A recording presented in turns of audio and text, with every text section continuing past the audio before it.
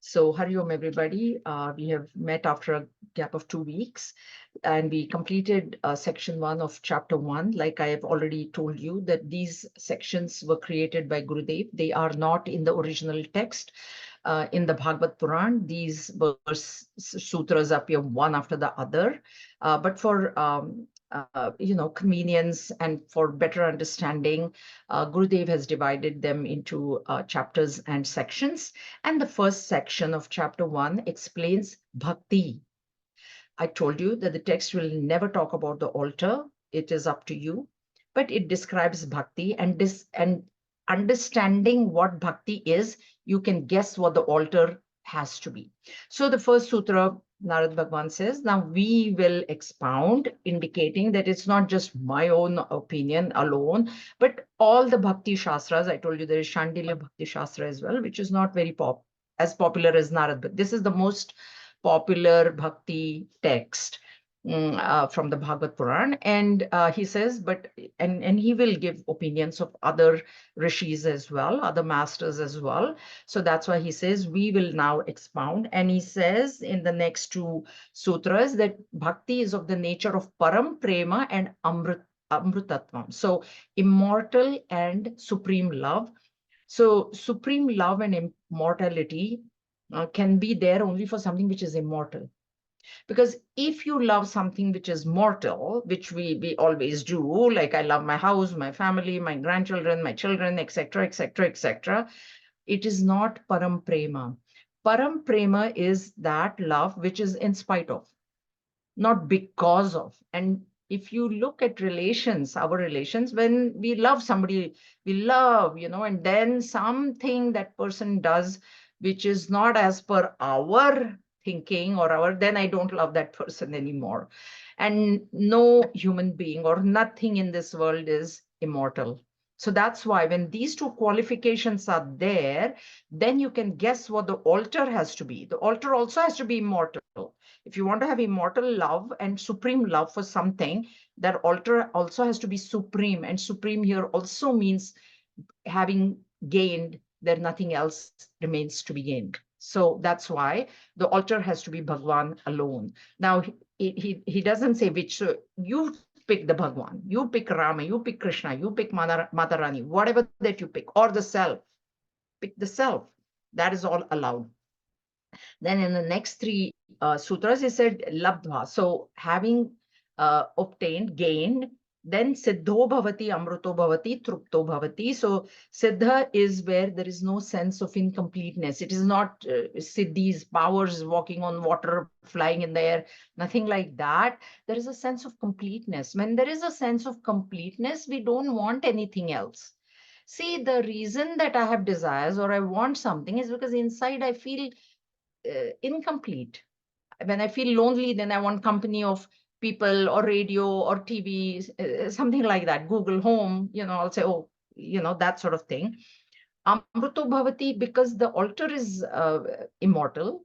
Of course, he himself becomes immortal because he's now identifying with that ideal, with that supreme this thing. And Trupto, very, very contented. And this Trupti is now explained in the next one. So Tripti is, what is Tripti?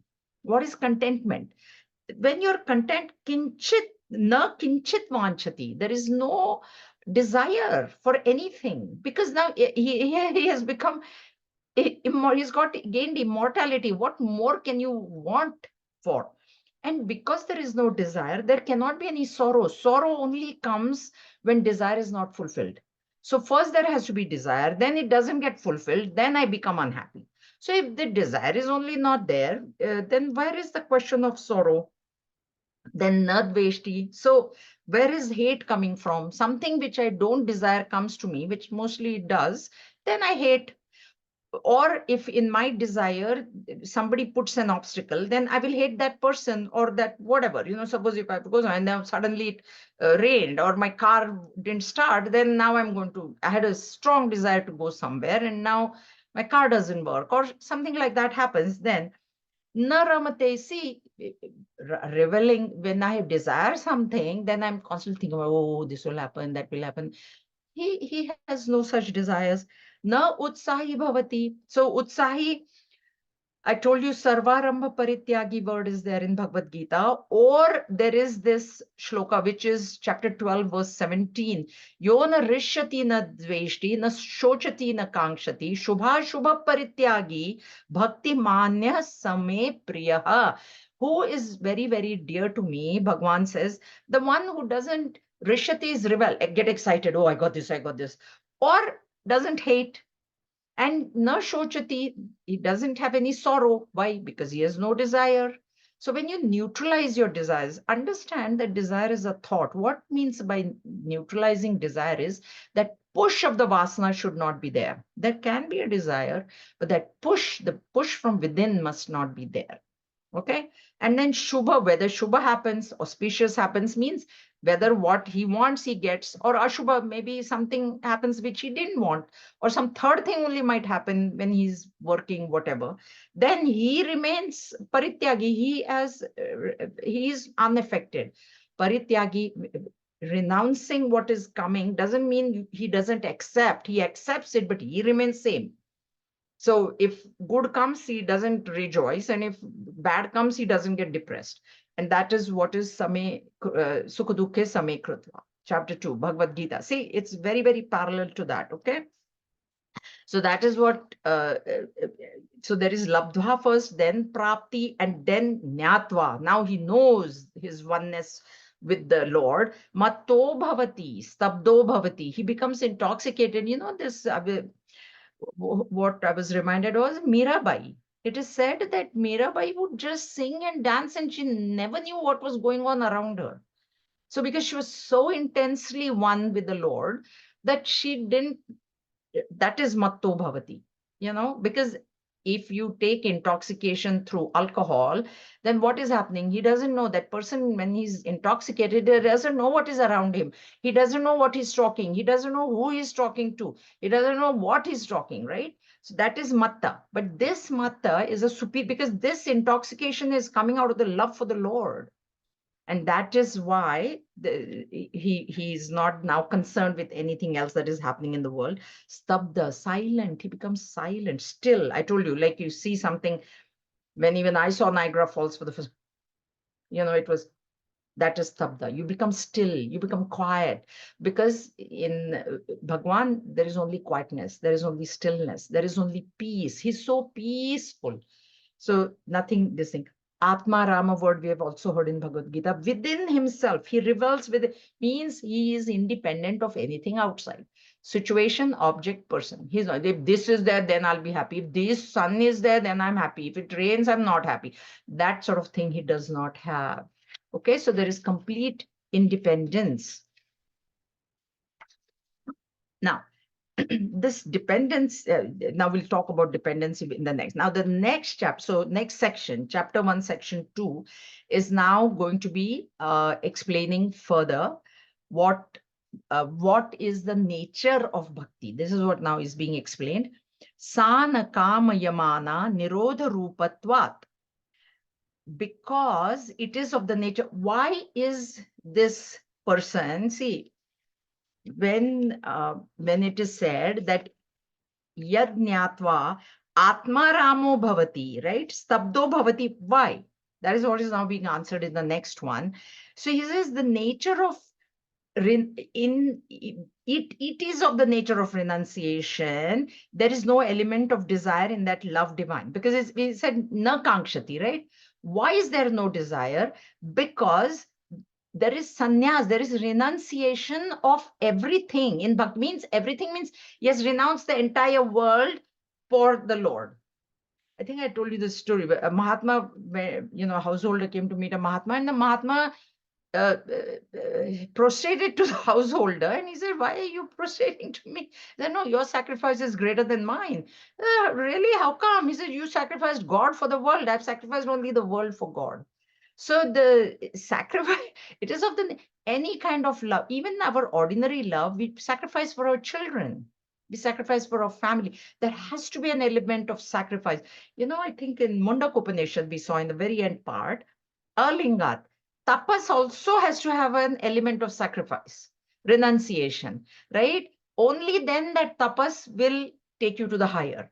So this element of renunciation has to be there, which is in this in bhakti.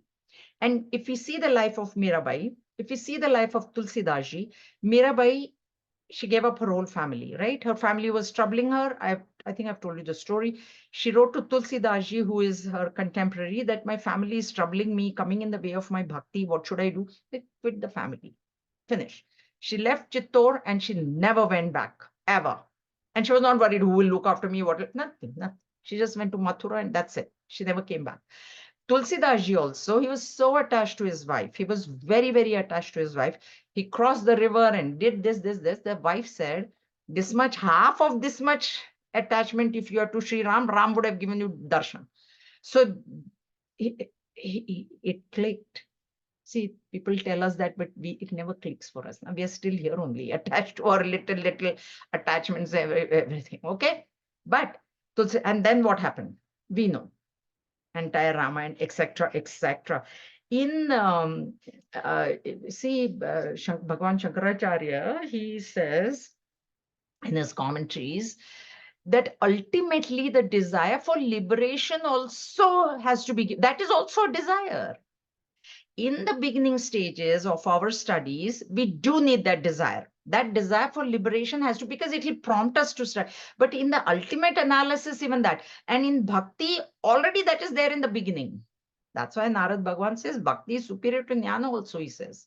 Karma, though it is definitely superior, but jnana also, he says bhakti is the most superior. Okay. So it has to have an element of renunciation. Now, what is this renunciation? What exactly is then is the nature of renunciation of a devotee? So that's the next question that is being answered. Nirodhastu loka veda vyaparan nyasa. Nyasa, I told you. Sannyas word is there. Samyak nyasa. It comes from as dhatu, to throw. To throw, us is to throw. So very well thrown away. And I told you in Upanishad, what is thrown away is the identification with the body. That is in jnana. But in bhakti, identification with the body is not thrown away. Okay, because the body is what is worshipping the body of the Lord. So body is required in bhakti. Nobody is asking you to renounce identification with body, but loka vyavara and loka vyapara and veda vyapara has to be given up. The best example of this is, I mean, that I know, I'm sure that everybody was like that. Santa Tukaram in Marathi, Maharashtrian saints, Santa Tukaram, he never worked. So his wife was very chatty, like, so she always said, what? She used to, you see, Vittal Bhagwan, if you've known or seen, the statue is black. It's made out of black stone. In Pandharpur also, I also have. So she used to call him Kala Tondya. Kala Tondya in Marathi means black-faced. She used to actually call Vittal Bhagwan black-faced. What is that? You're always going to that black-faced, whoever that is. This is how she was, his wife. And he never worked. He never worked. So she used to always say, there's no food to eat and there's no this thing and you don't work. And she always cursed him. He was matto bhavati, sabdo bhavati. He was, inside, he was very, very calm. All he did was go and praise Vittal Bhagwan. Then one day, one farmer came to him and said, okay, I'll tell you what, I'll give you a job. You just mind my fields. It means make sure that the cows don't come and eat my crops. You just go sit up there.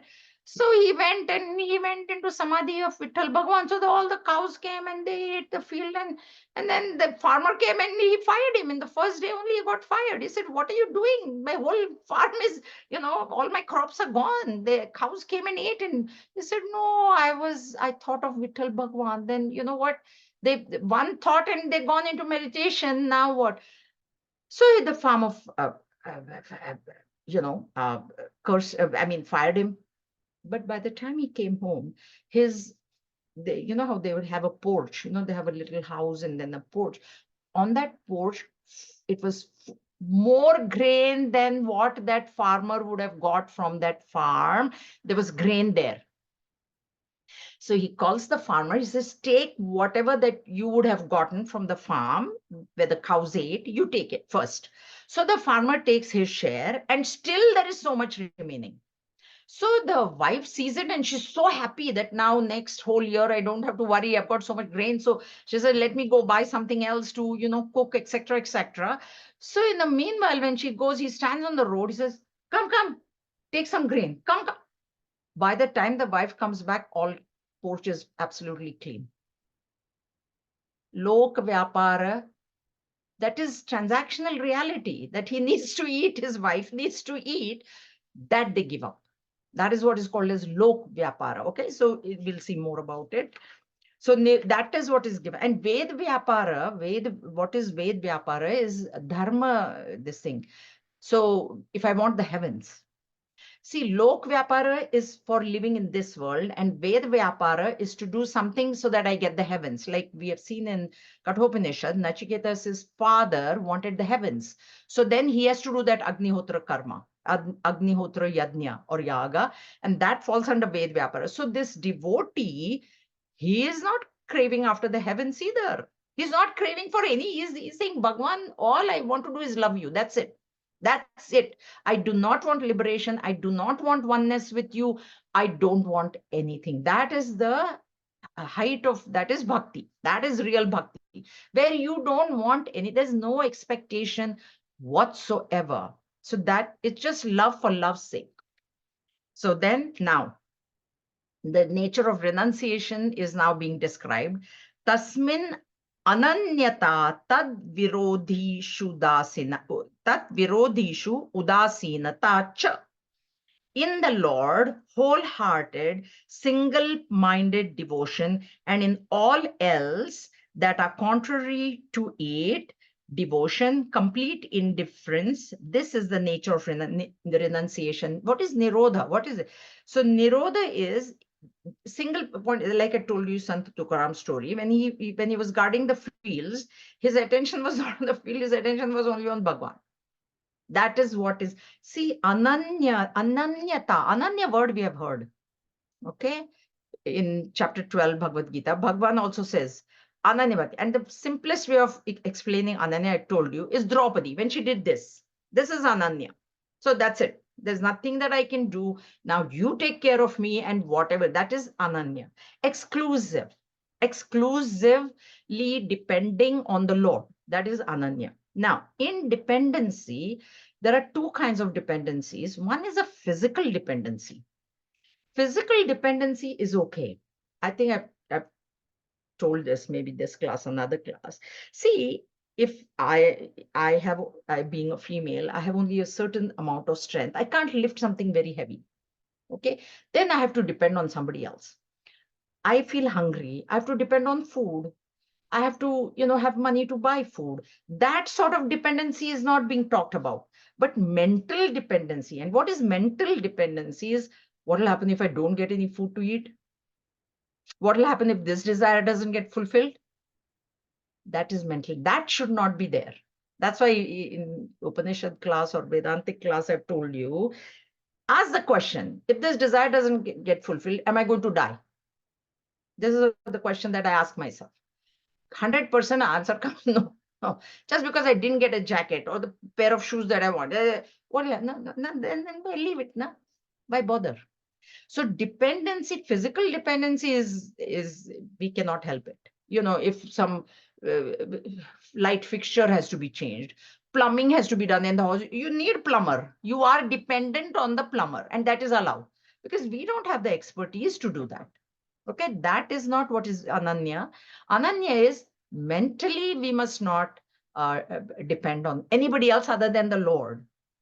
Okay, this is what it is. And whatever is other than the Lord, okay, and in this case, it would be the world. Of course, when we study Vedanta, it is said world is nothing but the Lord. But that in Bhakti, those tenets don't apply. So there is God on one side and there's world on the other side. So to the world, complete dispassion, complete udasin, utta asin. You're sitting above. Ut is above. This udasin word, ut asin it is. Ut, you're standing above the world. So that world you are completely dispassionate towards the world. And all your attention is only towards Bhagwan, towards that higher altar, which you love. Okay. So this now Ananya is being explained. These sutras, they're very into each other. Anya ashrayanam tyagaha anyata. What is ananya? This is what is being renunciation of all other supports is wholeheartedness in devotion. So I told you that any other mental dependence has to be given up on the world. Like, oh, somebody will come and help me, somebody will do this. Complete dependence on the Lord. See, one thing you must understand: Lord is Sarvadnya and Sarva Shaktiman. So he is all knowing and all powerful. Okay. Now, if he is all knowing and he is the self in all the beings, not just humans, all the beings, you have to have the faith that he can even ask an animal or a bird to help you. That faith you must have. So when you're depending on a human being, that human being has very limited powers. Is he Sarvadnya? Any human being in this world, your family, your whoever, he is Alpadnya. Very little knowledge that person has. Very little Shakti that person has. Doesn't have. He can't have. No? He's not Sarv Shaktiman. So why not depend on somebody who has got all the power and all the knowledge? But we don't understand that because we don't see Bhagwan personally, right? That's why that faith comes in. See, in today's, anybody listening to Guruji, chapter 15?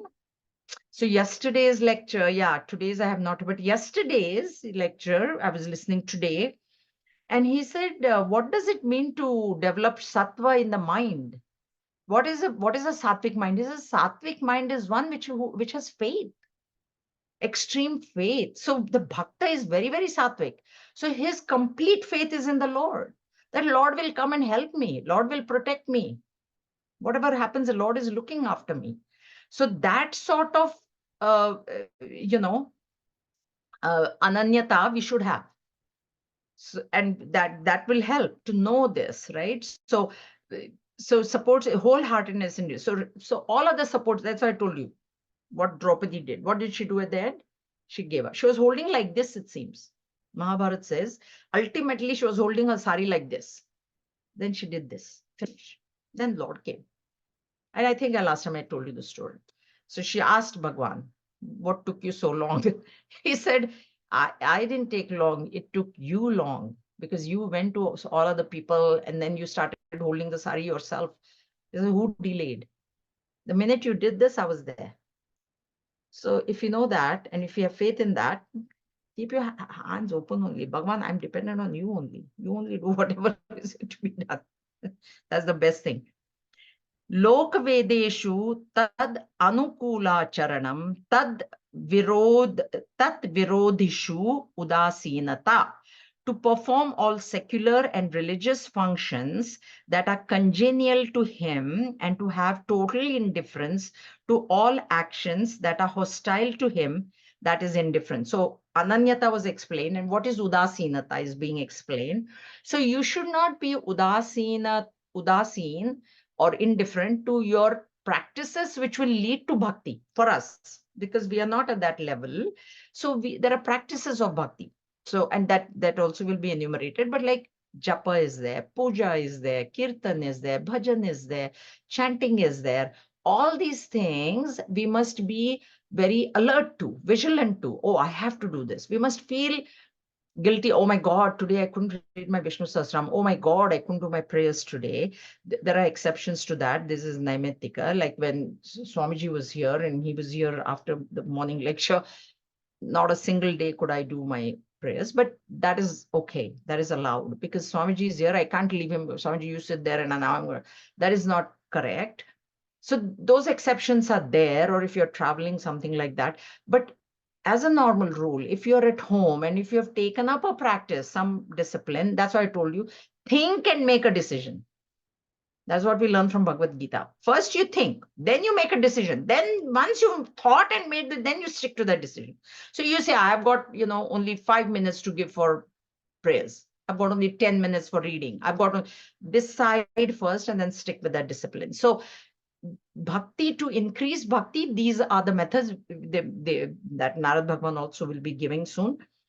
And then anything which is taking us away from there, so where our dependence is increasing in the world, where we want to go enjoy the world, those type of things we must be indifferent to increase bhakti in our life.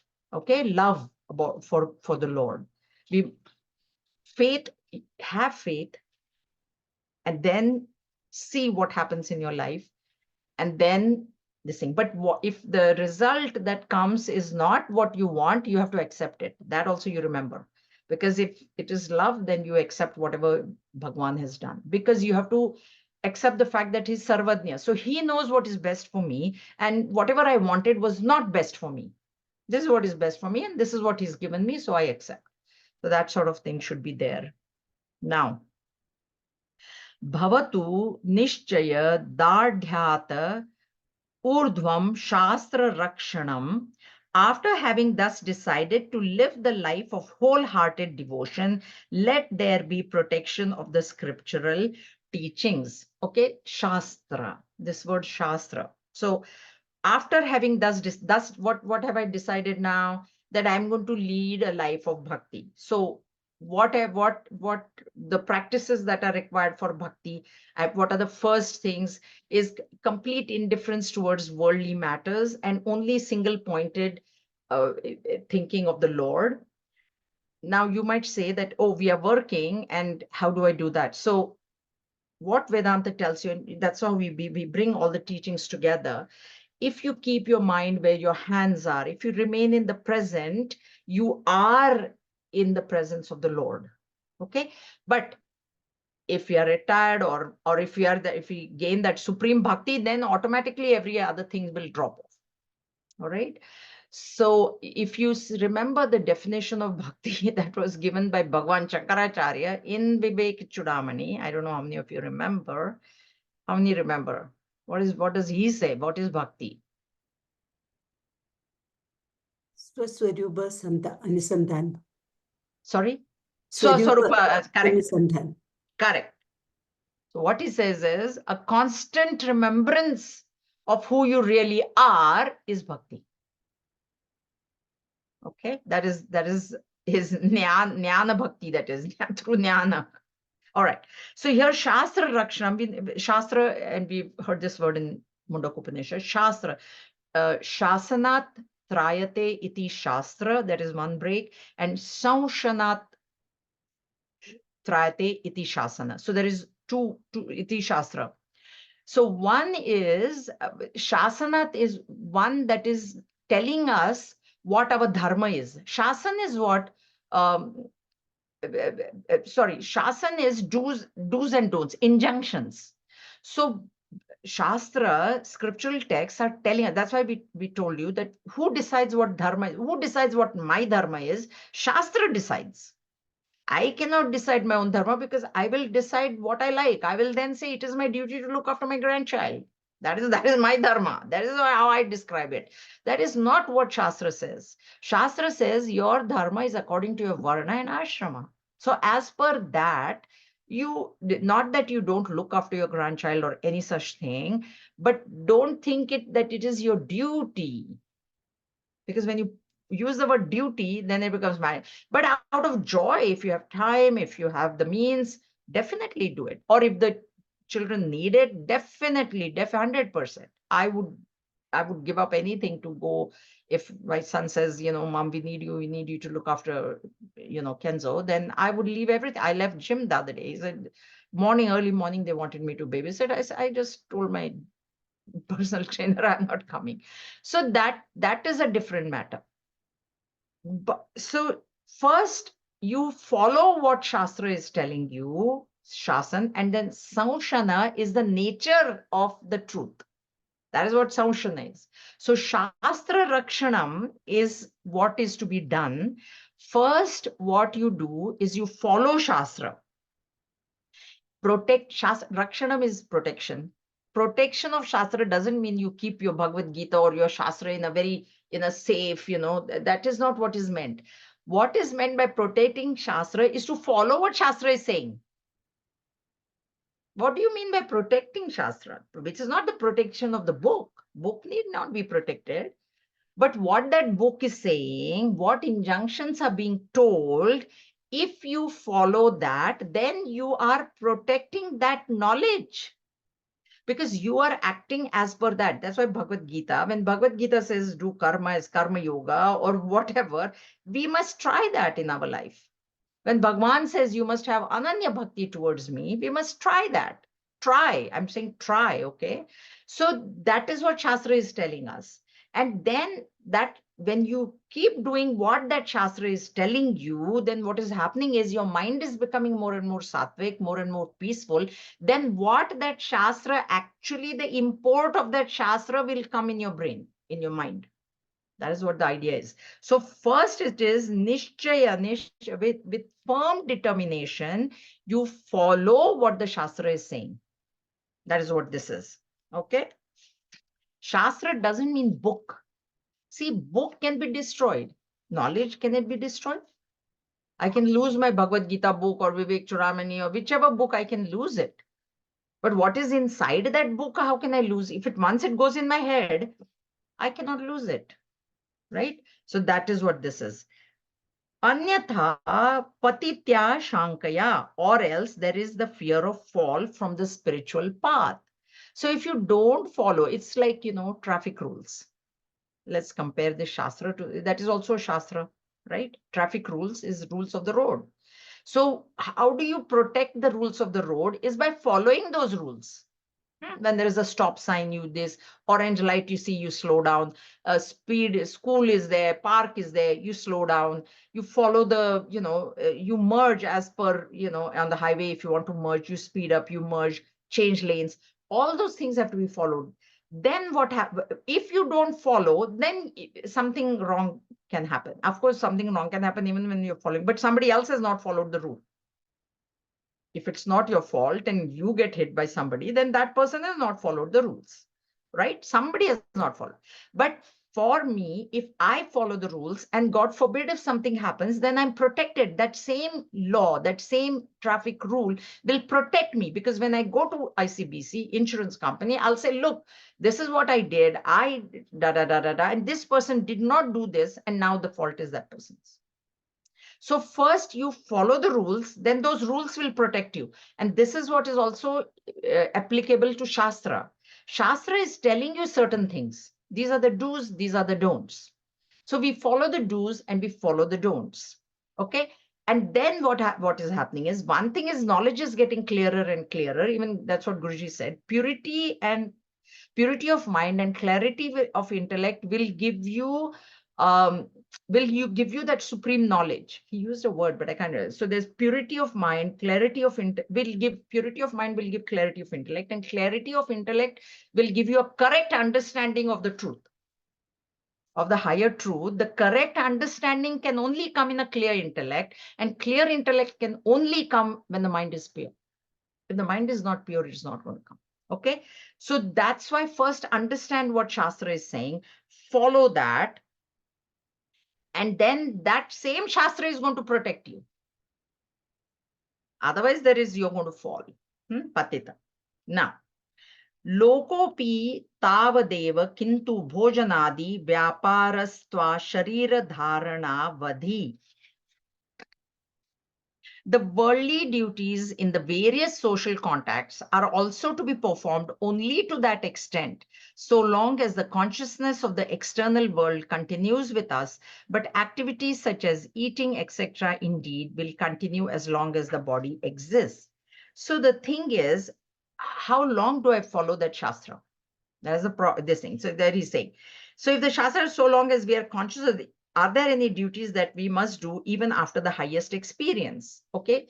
So you follow the Shastra, you get the highest experience, then you don't need that Shastra. Right? Once you become one, you're above Shastra. God is above Shastra also. So once you become one with the reality, then you don't need Shastra. How long should I continue eating? Until I'm hungry. Once I'm full, then should I continue eating? I don't have to. I mean, we do, but no, I don't have to. I don't have to. Okay.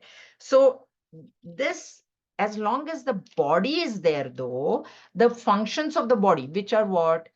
bathing, exercising for us, eating. Eating is required for the body. It is a need of the body, right? Those needs must be fulfilled until the body is alive. All right. But Shastra, if you once the person, that's why we have also told you that a realized master, there are no do's and don'ts for him. Shastra gives him full freedom. This also we have seen, Bhaja Govind, many texts, Bhaja Govindam especially. Bhagavan says he has realized there's nothing wrong that he can do. So if he wants to teach, let him teach. If he doesn't want to teach and just go sit in the Himalayas, let him go there. Let him go sit in the cave. Raman Maharshi, we know. Same opposite as Vivekanand and then Gurudev. They came out into the world and they said, we want to talk about this. And then they talked. But Raman Maharshi never stopped. Swami Tapan Maharaj also did not want any disciples. So Shastra is not saying that is wrong. They did what they did. No, they must. It is their duty to now impart the knowledge to the world. That's what some people think. Is it not my duty? I should be giving maximum happiness to maximum people. No, no, no, no, no. Understand it clearly. Have a clear understanding. So this is what is meant. The social practices will be followed if of course a realized master, if he's living in the world, then the social practices he will follow. Okay, he will bathe, he will be clean, he will be presentable, not like I'm realized now I don't have to take shower for days and nothing like that. So this is activities such as eating. I have a little note here because I have heard this text from many Swamijis. As long as you take bhiksha from the world, you have to do things for the world. Now here, bhiksha doesn't mean food. Means what? Means if you are dependent on that world, then you have to do things for the world, no? Bhiksha doesn't mean here food necessarily. Please understand. Bhiksha is anything that you take. So if you accept a favor from somebody, at some point in time, you're going to have to return that favor. That's why Vedanta says be as independent as possible. The less dependent you are, that's why this Ananya Bhakti, if you completely depend on God, so the less dependent you are on the world, the better it is. Okay. Now he's going to give the expressions of bhakti as given by other masters, plus his own opinion. Tat lakshanani vachyante nana mata bhedat. Its bhakti's characteristics are being described now due to the existence of different opinions. See, you have to understand one thing. The emotion, whether it is of love, whether it is of anger, whether it is of jealousy, it is exactly the same in humans as well as animals. The emotion, the subtle emotion inside your mind is the same. So I was thinking of that, and what I thought was, now a mother loves her child and a cow loves her calf. The love is the same. Now, how is that mother cow expressing her love? Do you know? When the calf is born, she actually licks the calf and cleans it.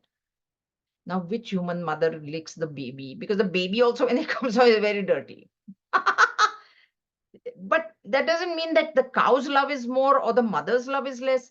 Love is exactly the same, but the expression of that love is different.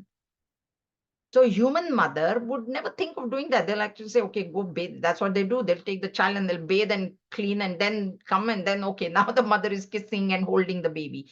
But the cow, she will lick her own child because that's her love. So expression of that emotion is different in different people. In bhaktas also, that is what is being said. Or anger, a dog gets angry and we get angry, but the dog barks. But if we are, more sattvic, even if first of all, anger won't rise. Secondly, if it rises, I will separate myself from it, but I will behave in a totally different way. Na? That is what this is. Okay. So that bhakti is same in everybody. You cannot say, oh, that means he's not that much of a bhakta. That is nothing like that. Now, starts off. Puja adi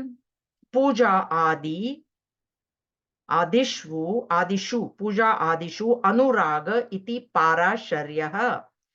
in the worship of the Lord with deep love and firm attachment, thus declares the son of Parashara, Sri Vedvyasa. So Parashariyaha is the son of Parashar, and sage Parashar's son was Bhagwan Vedvyasa, and he says that the expression of bhakti is doing puja. Now here there are three sutras. So let's read the three and then we go together. Katha Adi Adishu Iti Gargaha, a great attachment to listening to the stories of his glories, etc., is bhakti, according to Maharshi Garga. Atmarati avirodhe neti virodhena iti shandilya. The devotion for God, which is not opposed to attachment to the inner self, is true devotion, according to sage Shandilya. So now here there are three expressions given.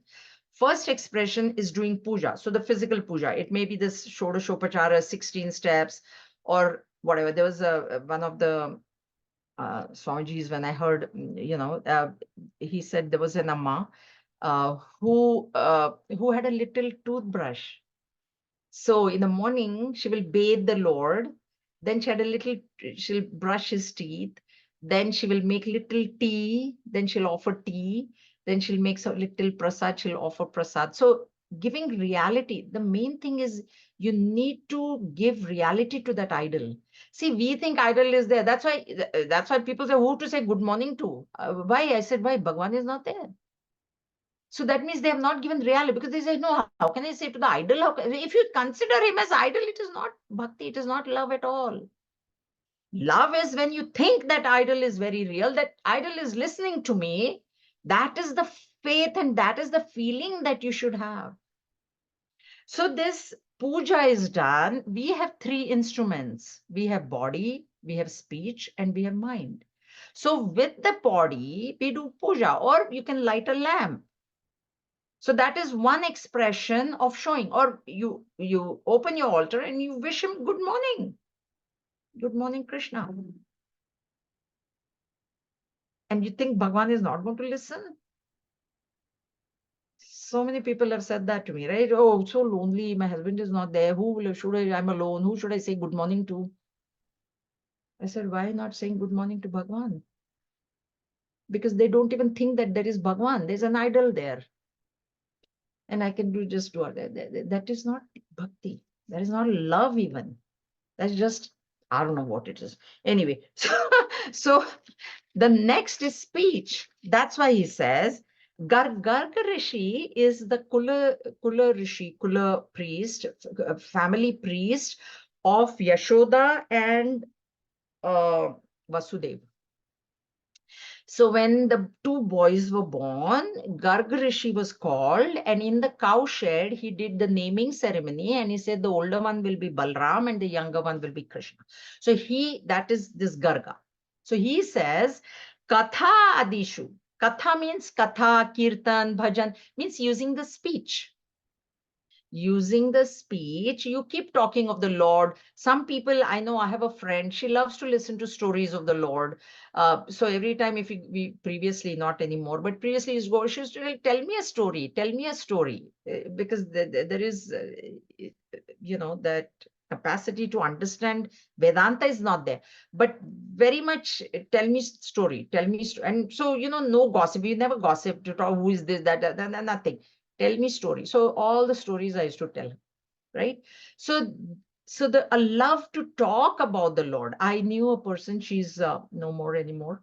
Um, she came to my house, and while cooking, constantly she was taking the name of the Lord. Even that time I was also, I'm like, come on, let's talk something, right? But no, she just constantly she did that. So that love to talk about, see, we love to talk about our grandchild, children, what did happen, this and na. So a love to talk about the God indicates bhakti, indicates, okay? And then the third one we have is mind. So contemplation. See, in Updesh Sar, there is a verse. Let me just read it to you.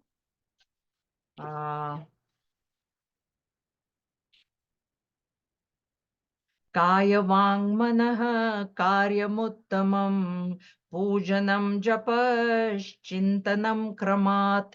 Verse 4, Updesh Sar. There he says, Kaya, Vak, and Mana. These are the three instruments. Karyam Uttamam. We can do best Karya, best work. We have got three instruments. We have got the body, we have got the speech, and we have got the mind. The best thing to do with these three instruments is Pujanam. So with body, you do puja. Japaha, japa, with speech, you do japa. And japa includes kirtan, bhajan, stories, everything is included in that word japa. And then chintanam kramat means krama is in sequence. So kaya pujanam, vaka japa, and mana chintanam. Bhagwan Raman Maharshi's this is. Okay, so these three instruments that we have, use them in this way to develop bhakti, or the way it is the bhakta will do these three things with these instruments that he have. We all have these instruments. We all have these three instruments. Now, puja, like I told you, it doesn't have to be like I don't do Shodashopchar puja. I don't even know, right? So, but I will light a lamp every single day. Even when Swamiji was there, I said, no, lamp I will light. If I don't do my chanting, it's okay. But lamp I have to light. So that much I did. So that's the minimum that we can definitely do. All right. And then with the mind is going wherever you go. So even if you're traveling, you can think of the Lord, right? You can be traveling. You don't have to do chanting or anything. If you know, if you have memorized something, you can do. But you don't have to. You can think. That's why I told you that practice, where I write Om on top. And first, you might force yourself, or you might feel like a hypocrite. But what happens is, this is what I was thinking, everything that I do, there will be a Om on top. Whatever I write, it may be an ordinary grocery list. It may be, now the sponsors were there. I was making a sponsor on top. So that is one thing. Now, there could be an official document that you have to do at work, right?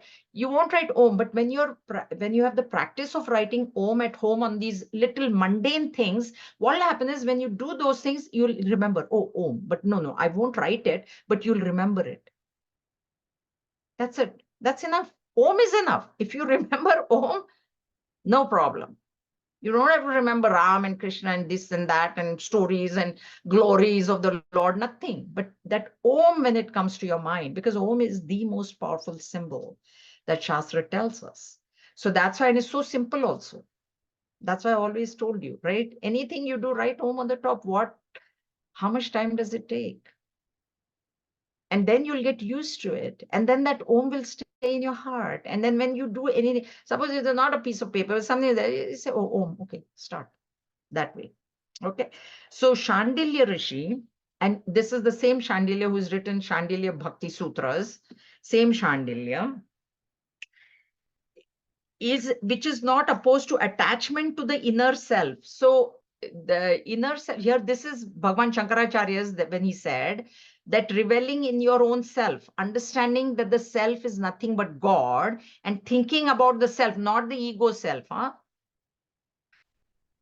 not ego. So this, the supreme self in the mind. So this is by the mind. Okay. And the first step is that you think of Om, and then it'll go. These are the ways of developing bhakti. Okay. So Virodhina Shandilya. Now, question remains, but you didn't tell what is your opinion. Narad Bhagwan's, this is the treatise of Narad Bhagwan. Now he should say something also. So of course he says, Naradastu tadarpita akhila acharata tad vismarane param vyakulata iti. He says, according to Devarshi Narada, total dedication of all actions at the altar of the Lord and at all moments of forgetfulness of the Lord, excruciating pangs. So is supreme love divine. So what it means is, suppose like if I were to give the Om example, if I don't write Om on top, yikes, I forgot. I should feel bad. I should feel bad that I didn't write. That is what Brad Bhagwan is saying. In Marathi, we still have it, but I don't go anymore. We had a bhajan group. Once a month we would meet. In that, there was a bhajan. The bhajan was very simple.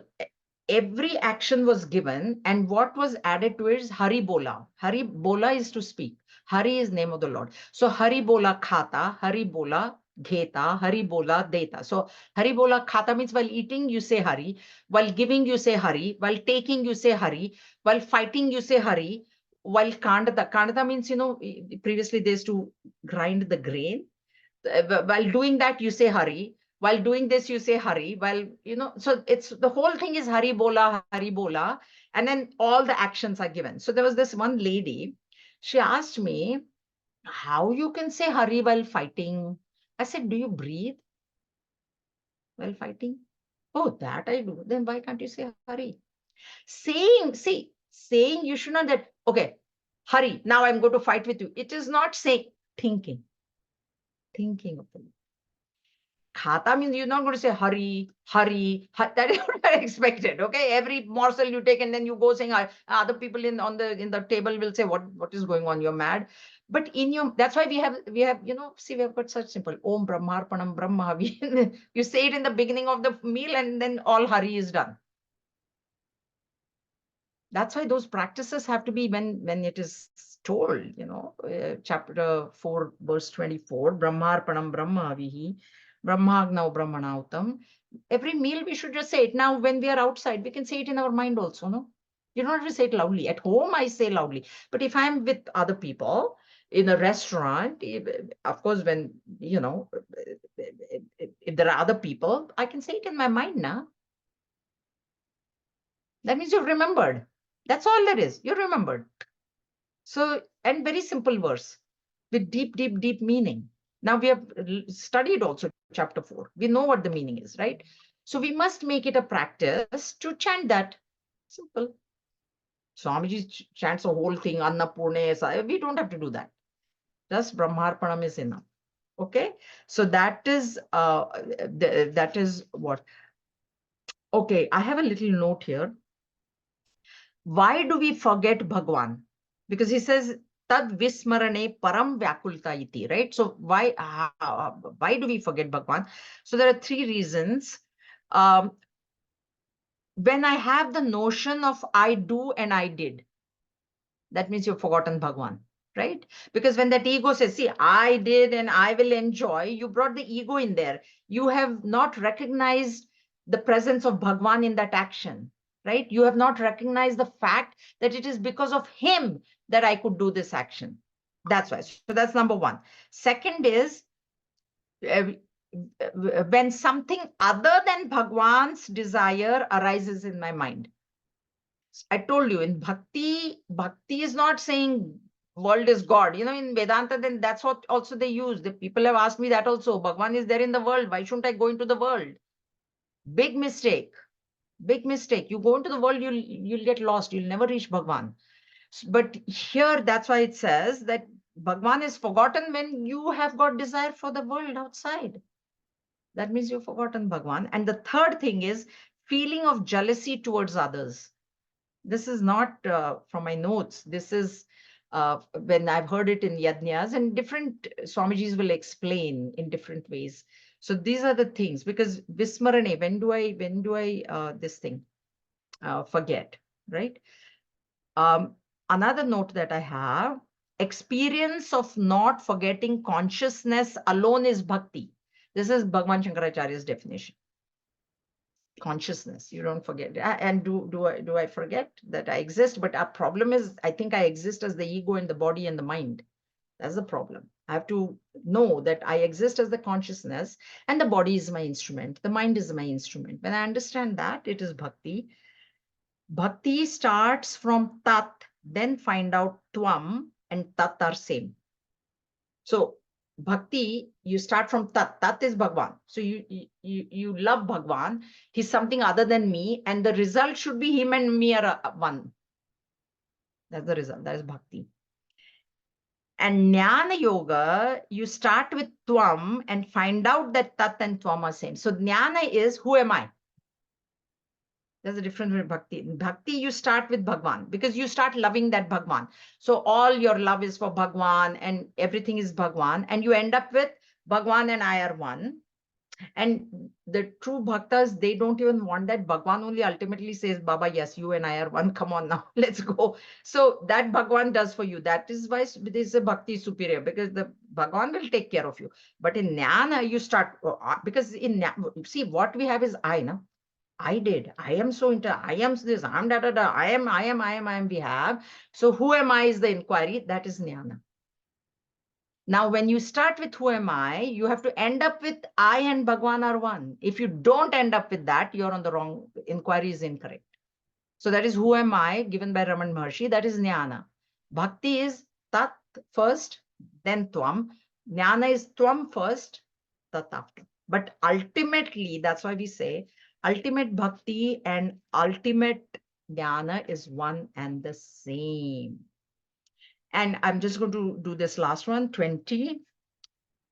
Asteva mekam. Asti eva ekam. So evam asti. Evam asti. Sorry. Asti evam.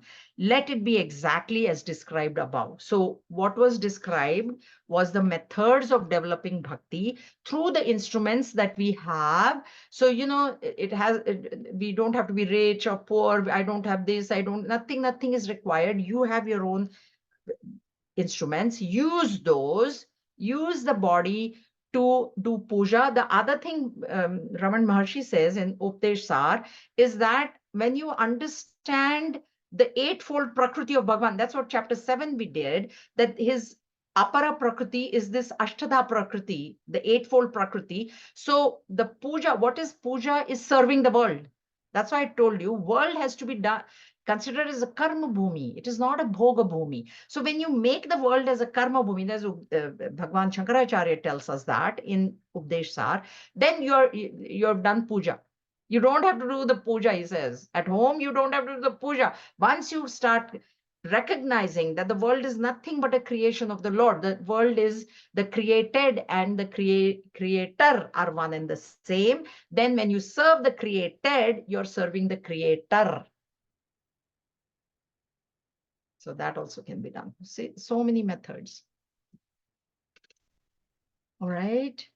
So we will stop here. And like I said, I would like to continue this class till the 30th of June.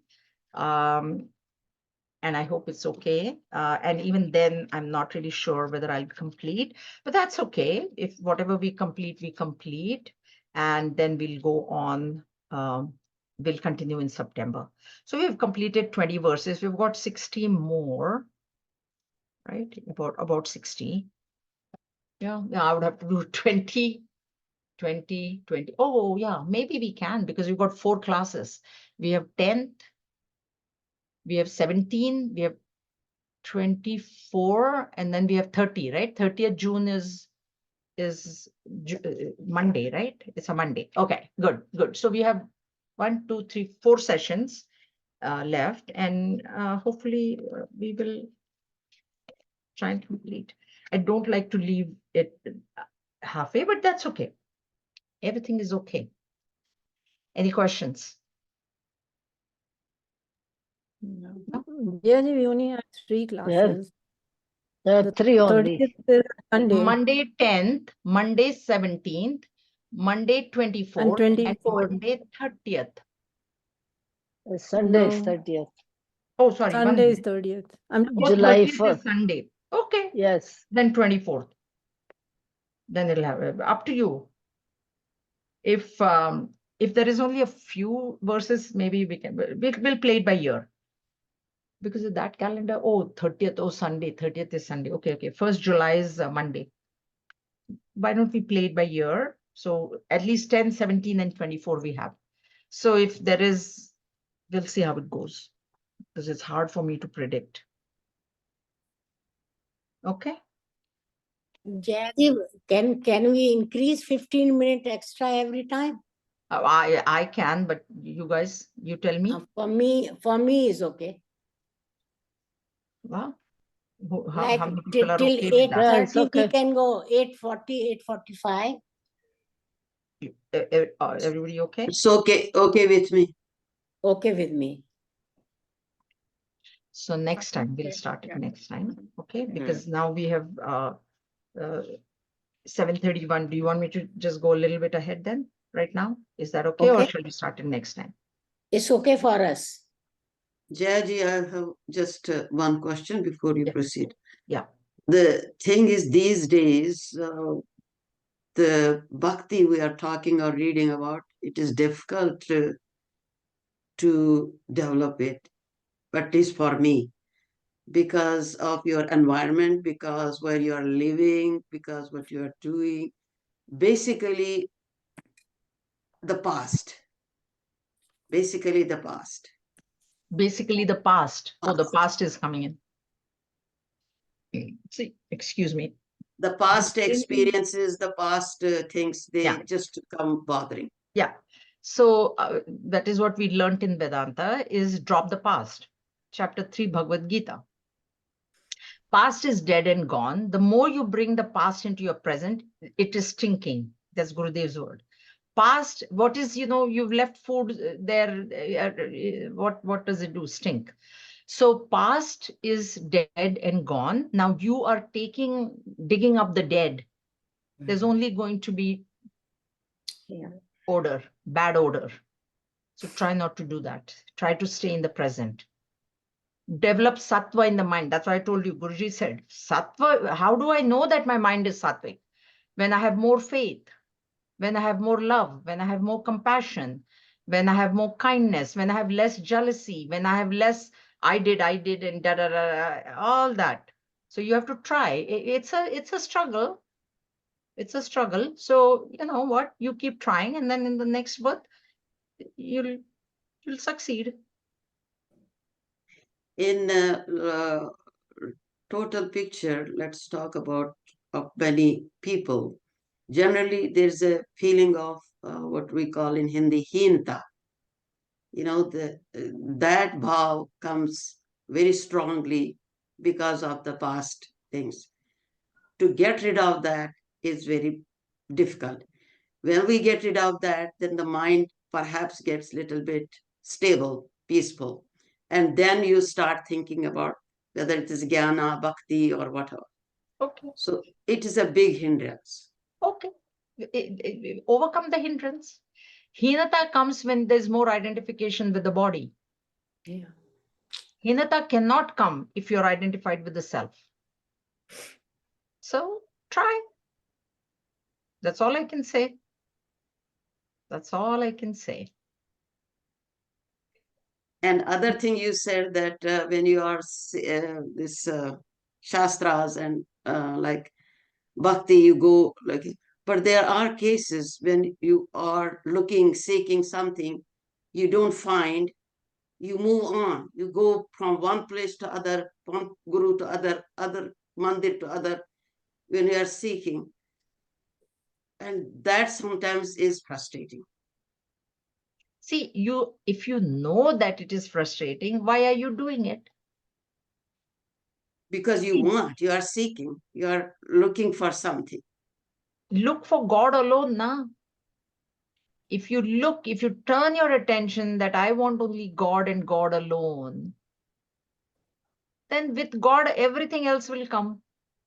Because God is all sarvajnana, sarva shakti, everything, right? Sarvajna, omnipotent, omnipresent, omniscient. So search for God. Why at this age, especially, why do you want anything? What do you want at this age? Because I figure you're senior, Definitely. more So, senior than me. Even at my age, I'm thinking like, what do I need? yeah. So, yeah. Nothing. It was funny. Smallji asked me, how often does Sai come here? He said, and I didn't even think of Sai, my daughter. I said once a week because I'm thinking Kenzo, I'm thinking Neil. I said once a week, Swamiji. He said once a week, Sai comes here, means from New York. I said, my God, what am I mad or what? Or is she mad? Or she has nothing to do? I said, no, Swamiji, Kenzo. I need to see Kenzo. Then he'll forget me. He said, okay. So then he said, how often does Sai call you? I only told you. I said, no, Sai calls me once a week. He was surprised because you see, he then told me that in LA or wherever in his center, there are people, the mother and daughter are talking whole day. And he said, they are telling each other hour by hour what they did. I said, Swamiji, do you think my daughter has the time? And do I have the time? I said, I don't have the time to tell. And she will say, Mom, what is going on? Why are you telling me all this hour to hour? He said, that is what they're doing. I said, no, Swamiji. Once a week, that's it. No, I don't have the time, I said. I do not have the time to talk to my own daughter every day. And she definitely doesn't. But he said, this is what they're doing there. So, so you make a conscious decision to improve. And this thing, today we'll stop here. We've gone over time. So next week we will try and see if we can, we'll go a little bit over, even if we go a little bit over to finish the section or whatever. Okay. Yeah. Yes. Sorry, Jayaji, would it be possible to, since most of us are here at about 7:15, do you think we can have like 15 minutes ahead instead of 15 minutes Vancouver after? people, for them, they're working. Na? Nitya, what about you? Because I know you are. It should be okay for me to do 15 So we minutes start the for the class at month of 6. June. Yeah, for the month of June. Yes. 15. So 6:15? Yeah, Give even us a for 1.5 hour actually, class. yeah, 6:15 to 7:45. okay. Is that okay? Yeah. BC time. So you guys 7:15 to, right? That's what you mean, right? 7:15 to 8:30? Yeah. 7:15 to 8:30 or 8:45 will give 1.5 hour, whatever. If you want 1 hour and 15 minutes or 1 hour, 15 minutes, fine.